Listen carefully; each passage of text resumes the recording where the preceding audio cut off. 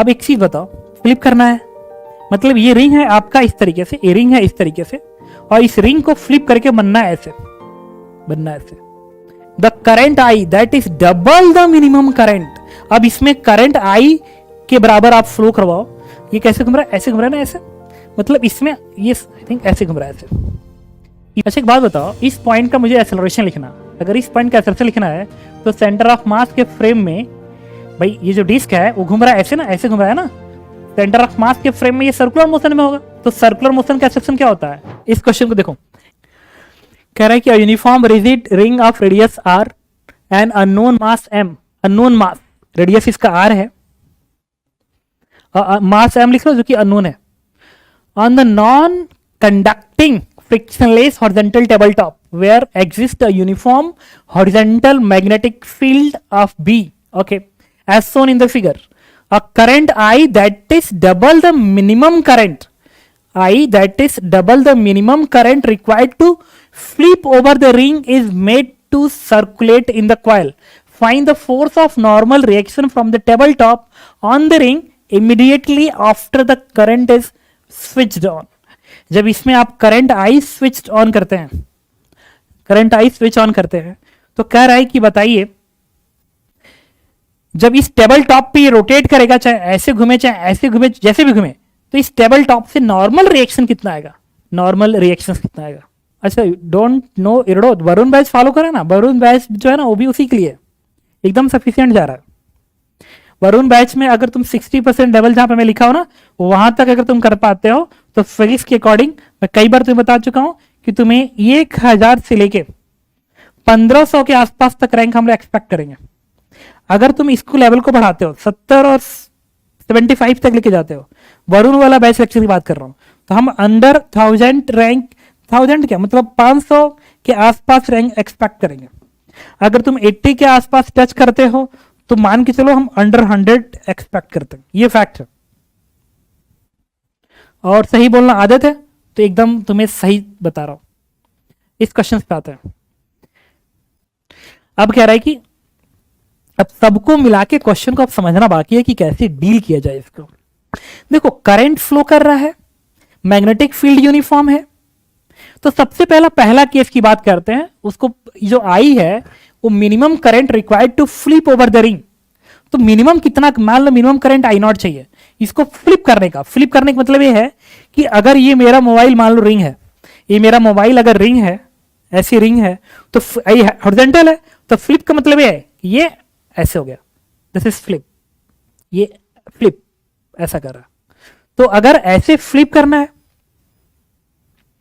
तो हम क्या करेंगे? अब एक चीज बताओ, फ्लिप करना है मतलब ये रिंग है आपका इस तरीके से, ये रिंग है इस तरीके से, और इस रिंग को फ्लिप करके बनना है ऐसे, बनना है ऐसे, फ्लिप करेंगे। तो चलो यूज करेंगे एनर्जी कंजर्वेशन, यहां से यहां तक जाना है, एनर्जी कंजर्वेशन यूज करेंगे।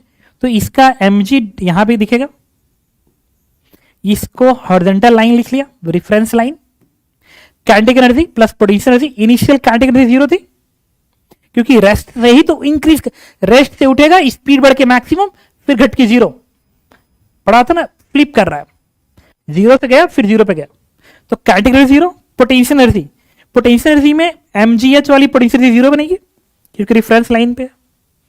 एक और पोटेंशियल एनर्जी आएगी that is magnetic potential energy is minus M dot B, minus M dot B, M का डायरेक्शन देखते हैं। अच्छा फ्लिप अगर ऊपर करवाना है इसका मतलब कि टॉर्क इस सेंस में लगना चाहिए, तो टॉर्क का डायरेक्शन होता है M cross B, M cross B. और बी को आप किधर दिखा रहे हो?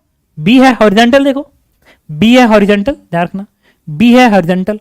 अब करंट कैसे फ्लो कर रहा होगा? एम क्रॉस बी, एम किधर होना चाहिए ताकि ऐसे घूमे, बी इधर है ना, तो एम अगर नीचे को हुआ, नीचे को हुआ, देखो एम अगर नीचे को हुआ तो एम क्रॉस बी, फिंगर ऐसे घूम रहा है ना, तो ऐसे घूमे ना, नीचे नहीं जा सकता, इसको ऊपर जाना है, तो एम होना चाहिए ऊपर, एम क्रॉस बी।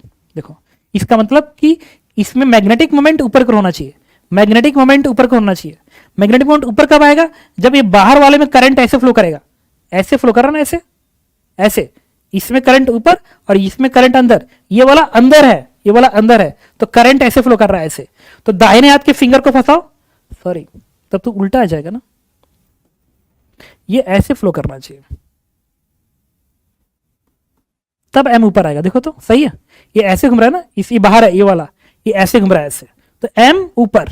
ओके, अगर एम ऊपर है, बी इधर है, तो M cross B, M cross B. Finger ऐसे घूम रहा है ना, इधर फिंगर घूमता है, टॉर्क का सेंस वही है, तो ये फ्लिप भी उसी सेंस में करेगा, तो फ्लिप ऐसे करेगा, ऐसे आगे, ऐसे फ्लिपिंग ऐसे होगी, फ्लिपिंग ऐसे। अब देखो, अब लगाएंगे potential energy, minus potential energy होती है माइनस एम डॉट बी, तो इनिशियल माइनस एम, एम होगा एन आई ए, तो आई नॉट है, आई ए क्या होगा पाई आर का स्क्वायर, तो मैग्नेटिक मोमेंट बन गया। तो माइनस एम, एम हो गया, आप एम मैं यहां लिख रहा हूं, that is minus, that is I naught into pi R square, ये है। तो minus M into B, B तो बी ही है, रहने दो। एंगल दोनों के बीच का, इसके बीच का एंगल क्या है 90 डिग्री है, then cos 90 is 0, no issues, कोई दिक्कत नहीं। इज इक्वल टू, जब इस पोजीशन पे जाएगा तो सेंटर ऑफ मास यहां पे आ गया, तो ग्रेविटेशनल पोटेंशियल हो जाएगी mgh।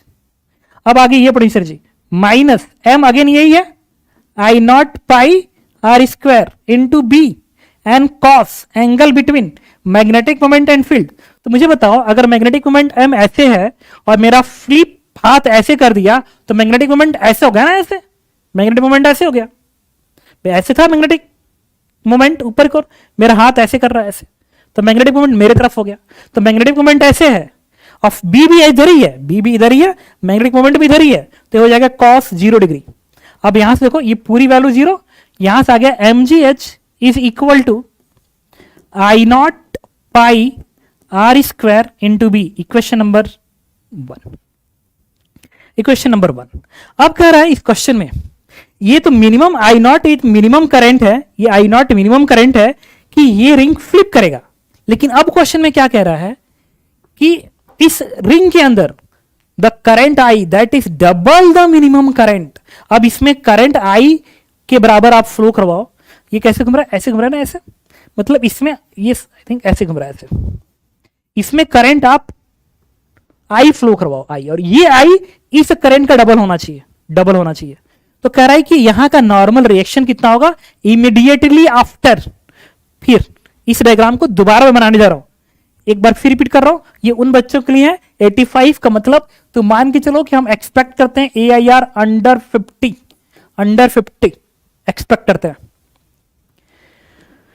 ठीक है। अब चलते हैं हम नेक्स्ट पे।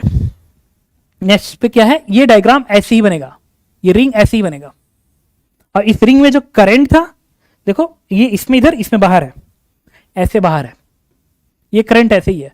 और इस एफबीडी बनाएंगे, एफबीडी में इस वाले पॉइंट पे जब ऐसे टर्न मारेगा, देखो ऐसे फ्लिप करेगा ना, अच्छा ऐसे अगर फ्लिप करता है, अगर ऐसे, अच्छा एक सेकेंड, ये जो डायग्राम मैंने बनाया है थोड़ा सा गलत बनाया है, थोड़ा सा गलत बनाया, पता है गलत क्या हुआ है, एफबीडी बनाओगे तो एन ऊपर को दिखेगा, एमजी नीचे को दिखेगा, इसका मतलब कि सेंटर ऑफ मास हमेशा वर्टिकल मोशन करेगा, तो ये ऐसे ही रहेगा, बट यहां पे नहीं, ये ऐसे घूमेगा, ऐसे सरकेगा ऐसे, और सेंटर ऑफ मास ऊपर, मतलब अगर ये मेरा हाथ ऐसे है ना, ऐसे है, तो ये ऐसे मोशन करेगा, ऐसे ऐसे, centre of mass vertical motion करेगा। तो कायदे से एक्चुअल डायग्राम समझ गए होगे, अगर तुम इस रैंक में आना चाहते हो तो ये यहां पर होगा बेसिकली ऐसे, तो ये धरती है और ये रिंग है, तो सारी ये वैल्यू तो वैसे ही रहेंगी, बस ये ऐसे, ये ऊपर को फ्लिप करेगा ऐसे, तो ये ऐसे आएगा ऐसे और ऐसे हो जाएगा, and so that centre of mass will be in vertical motion. I think आप बात समझ गए होंगे, ठीक है। तो मैं किसी को इग्नोर नहीं कर रहा हूं यार, कौन सी किताब है, हम डिस्कस कर रहे हैं कुछ ना। अब आते हैं इसमें, अब जब ये ऐसे घूमने की कोशिश करेगा तो यहां ये इससे टकराएगा, इससे टकराएगा, भाई ऐसे है ना, ऐसे जब ऐसे उठने की कोशिश करेगा तो इससे टकराएगा, तो यहां पे एन आ जाएगा, ऐसे एन आएगा, क्योंकि ये वाला पार्ट यहां पे है ना, एन ऐसे आएगा, mg इधर होगा। और क्वेश्चन में क्या पूछा है, एन की वैल्यू। अब देखो जब ये रोटेट करेगा तो इसके पास सेंटर ऑफ मास के पास एक्सेलरेशन होगा, दैट इज एसीएम, एसीएम, और क्योंकि ऐसे घूम रहा है तो सेंटर ऑफ मास के अबाउट एंगुलर एक्सेलरेशन होगा अल्फा। ये इसकी एफबीडी है, इस रिंग की ये एफबीडी है, और magnetic force will be 0। The reason is clear कि यूनिफॉर्म मैग्नेटिक फील्ड है, यूनिफॉर्म मैग्नेटिक फील्ड के अंदर नेट मैग्नेटिक फोर्स क्या होता है, 0 होता है, तो बाकी कोई फोर्स नहीं होगा। तो इक्वेशन क्या लिखेंगे यहाँ पे, n माइनस एम जी बराबर mass into ACM, equation number 1, n minus M G बराबर m इंटू एसीएम लिख दिया। अब हम क्या करेंगे, टॉर्क इक्वेशन लिखेंगे। टॉर्क लिखने के लिए मैंने इसी वाले पॉइंट के बाद टॉर्क लिखने जा रहा हूं, द रीजंस। अच्छा, ये वाला पॉइंट का एक्सेलरेशन बता सकते हो किधर आएगा, ये वाला पॉइंट का एक्सेलरेशन कल्पना करके देखो, इस स्टैंड पे, इस स्टैंड पे 0 है, इस स्टैंड पे 0 है। क्यों 0 है बताता हूं भाई, सेंटर ऑफ मास के फ्रेम में इसका एक्सेलरेशन लिखो और सेंटर ऑफ मास का जोड़ दो तो इसका एक्सेलरेशन आएगा।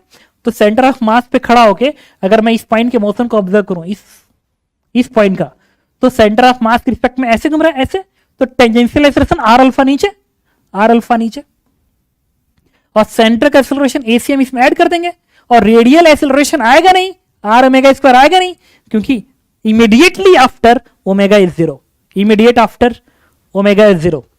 तो ये बन गया इतना। अच्छा, ये बॉटम पॉइंट की स्लिपिंग इधर हो, ये बॉटम पॉइंट इधर स्लिप करेगा क्योंकि सेंटर ऑफ मास को वर्टिकल जाना है, तो ये बॉटम पॉइंट ऐसे ऐसे स्लिप करेगा, लेकिन इस बॉटम पॉइंट का एक्सेलरेशन वर्टिकल डायरेक्शन में हर हालत में 0 होगा, वर्टिकल डायरेक्शन में हर हालत में 0 होगा, क्योंकि इस पे वो स्लाइड करके इधर भाग रहा होगा। तो इस पॉइंट का वर्टिकल एक्सेलरेशन 0 होगा, that means ACM must be equal to R alpha होना चाहिए। और t इक्वल टू 0 पे इसके पास कोई एक्सेलरेशन नहीं होगा क्योंकि इनिशियल ओमेगा भी 0 है। ओके गुड, अब लिखें। तो एक बात बताओ, तो ये वाला पॉइंट एक इनर्शियल पॉइंट बन गया ना t बराबर 0 पे। अगर t बराबर 0 पे इनर्शियल पॉइंट है तो हम इसके बाद टॉर्क भी लिख सकते हैं, टॉर्क भी लिख सकते हैं। तो इस पॉइंट के बाद टॉर्क लिखो, कोई सूडो फोर्स की जरूरत नहीं पड़ने वाली है। नहीं समझ में आया?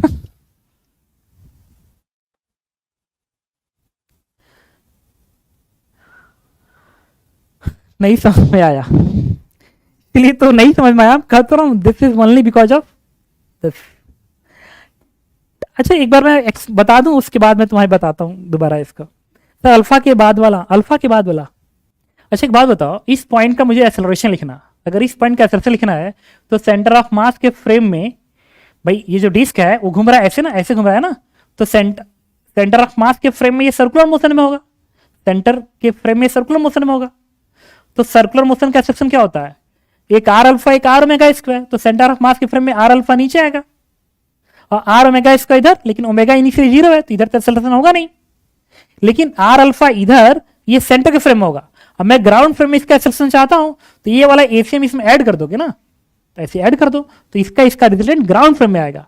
अगर ये ग्राउंड फ्रेम में आ गया लेकिन इस पॉइंट को इस हॉरिजॉन्टल सरफेस पे सिर्फ ऐसे स्लाइड करना है, दैट मींस वर्टिकल एक्सेलरेशन 0 होगा, दैट मींस एसीएम और आर अल्फा इक्वल होना चाहिए। कुछ समझ में आया? हाँ ठीक है। अब क्या, चूंकि ये इनर्शियल पॉइंट है तो इसके बाद टॉर्क लूंगा। फायदा क्या है इसके बाद टॉर्क का, एन का टॉर्क 0 हो जाएगा, तो इसके बाद टॉर्क लिखने जा रहा हूं। तो इसके बाद अगर मैं टॉर्क लिखूंगा तो एन का टॉर्क 0 आएगा, एम जी ऐसे घुमाएगा, टॉर्क 0 आएगा, एम जी ऐसे घुमाएगा, ऐसे। तो इस सेंस को मैंने प्लस मान लिया, तो बनेगा M G is to radius is R, M G is to R. ठीक है, M G is to R torque हो गया, एन का 0 बन गया, फ्रिक्शन तो है नहीं। अब मैग्नेटिक मोमेंट का टॉर्क किधर आएगा? अच्छा, मैग्नेटिक मोमेंट का टॉर्क इस सेंस में आ रहा था क्योंकि ऐसे रोटेट कर रहा था, ऐसे ना, ऐसे, तो मैग्नेटिक मोमेंट का टॉर्क ऐसे आएगा। और चूंकि मैग्नेटिक फोर्स 0 है तो टॉर्क हर पॉइंट के अबाउट सेम आएगा, हर पॉइंट के अबाउट। तो ये टॉर्क ऐसे आएगा, वो बनेगा N I A M cross P. तो ये बनेगा, ये उल्टा घुमा रहा है, ये ऐसे घुमाएगा, तो ये माइनस साइन बन गया क्योंकि अल्फा का सेंस आप ऐसे ले रहे हो, एम जी इस सेंस में। तो बनेगा एम क्रॉस बी, एम क्या होगा, एन आई ए, तो I into pi R square, I into pi R square, M into B, I into pi R square into B, M cross B. ये torque हो गया, torque equals to I alpha, I इस axis के about. अच्छा, ये ring है, अगर मैं तुमसे कहूं कि ये रिंग है, सुनना, मेरा मोबाइल रिंग है, मेरा mobile, what is the inertia, I am student of class 8th, पता नहीं यार ये इसके अबाउट रोटेशन लिख रहा हूं ना, इसके अबाउट। तो ये रिंग है, तो रिंग के प्लेन में इस एक्सिस के अबाउट होता है M R square by 2, and फिर parallel axis theorem M R square by 2, इसके अबाउट एम आर स्क्वायर होता है, इसके about M R square by 2 plus M R square, तो आएगा 3/2 एम आर का स्क्वायर इंटू अल्फा, ये आ गया। अब हम लोग क्या करेंगे, बढ़ते हैं आगे आंसर पाने के लिए।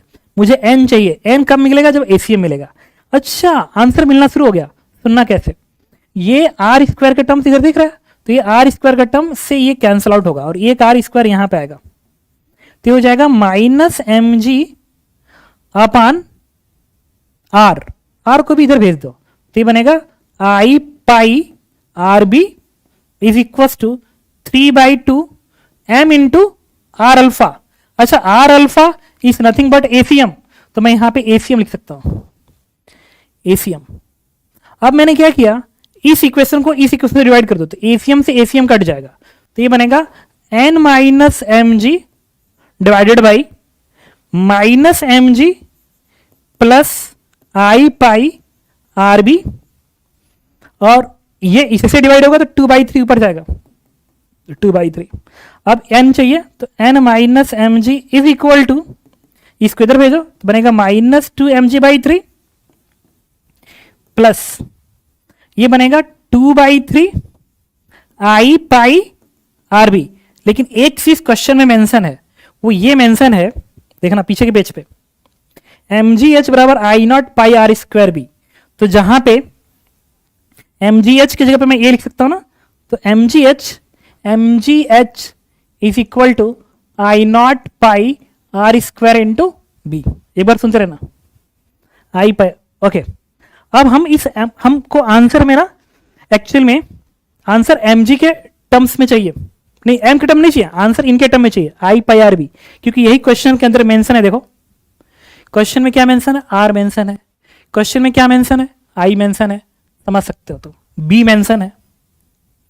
ओके, तो एक काम करते हैं, मुझे आंसर चाहिए आई के टर्म्स में, ये है आई नॉट, और क्वेश्चन में कहा गया है कि ये जो आई है वो इस आई नॉट का डबल है, ये आई इस आई नॉट का डबल है।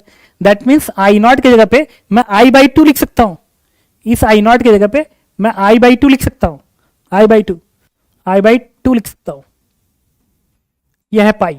अब हमें क्या चाहिए, mg की वैल्यू चाहिए, तो mg की वैल्यू हो गई हमारी, mg की वैल्यू यहां से आ जाएगी mgh इक्वल टू, अच्छा इसको इधर भेज दो तो यहां से n की वैल्यू आएगी, जस्ट वेट कर लो थोड़ा सा, इसको इधर भेजेंगे तो 3 × 3 में से 1 सब्ट्रैक्ट होगा, तो ये बनेगा mg/3 plus 2/3 I pi R B. अब mgh, अच्छा mgh जो था ना, ये यही सब तो प्रॉब्लम है, h ये जो है कुछ और नहीं r है, h कुछ और नहीं r है, h कुछ और नहीं r है, तो h जो है वो कुछ और नहीं r के बराबर था। वही मैं कह रहा हूँ कैलकुलेशंस में क्यों प्रॉब्लम आ रही है इतना, तो एक r क्या करेगा, इसको कट कर देगा ऐसे। अब मुझे mg की वैल्यू यहाँ उठा कर रख दो, तो mg की जगह पर रखेंगे I pi R B divide by 6 plus 2/3 I pi R B. अब 2 यहाँ पे 2 यहाँ पे, तो आपका आंसर हो जाएगा 2 दूनी 4 1 5 5/6 I pi R B, and this is your answer. तो आपने देखा कि this is JEE advance question.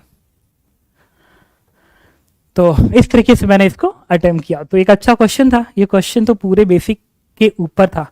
इसीलिए तो मैं तुमसे कह रहा हूं कि जितने क्वेश्चंस होते हैं ना जेईई एडवांस के, वो कंप्लीट बेसिक चल रहे होते हैं, कंप्लीट बेसिक। तो अगर किसी को जेईई के अंदर अंडर 50 लाना, एक 50 के अंदर रैंक लानी है, 10 के अंदर रैंक लानी है, तो focus on basic, focus on basic.